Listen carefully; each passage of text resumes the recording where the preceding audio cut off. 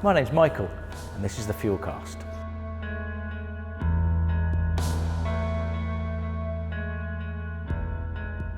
I want to start by praising the work of so many Christians who work and volunteer in food banks, soup runs, homeless hostels and debt advisory services. So many people are making a real impact in clothing, housing and feeding the poorest in our society.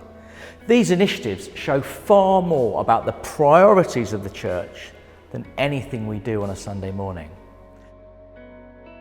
And nothing I'm about to say is intended to devalue and diminish the hard work. But it's vital the church should not just be about the business of providing for the poor. We need to be asking big questions like, how do people end up destitute, homeless, hungry in one of the biggest economies in the world? South African Archbishop Desmond Tutu said this: "There's a point where we need to stop just pulling people out the river.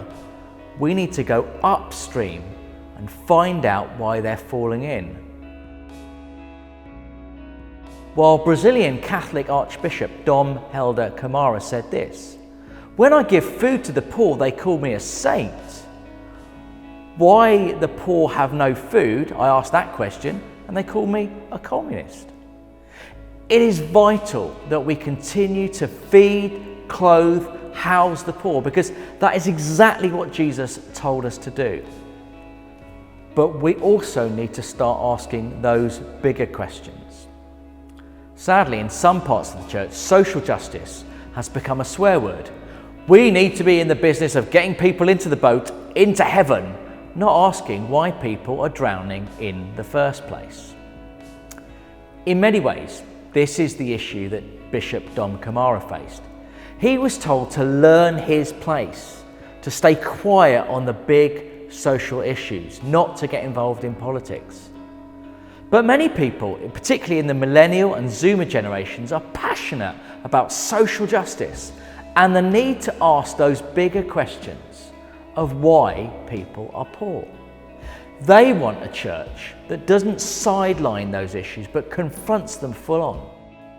And if you want to grow a church among the under 30s, then you need to be addressing the issue of social justice. Social justice is not just a trendy new thing. It's older than the church. It predates even Jesus. It can be found in the writings of the Israelite prophets Isaiah, Hosea and Amos. And I'm going to finish with the words of one of those prophets. "He has told you, O man, what is good. And what does the Lord require of you, but to do justice, to love kindness, and to walk humbly with your God?" And that's from Micah 6:8.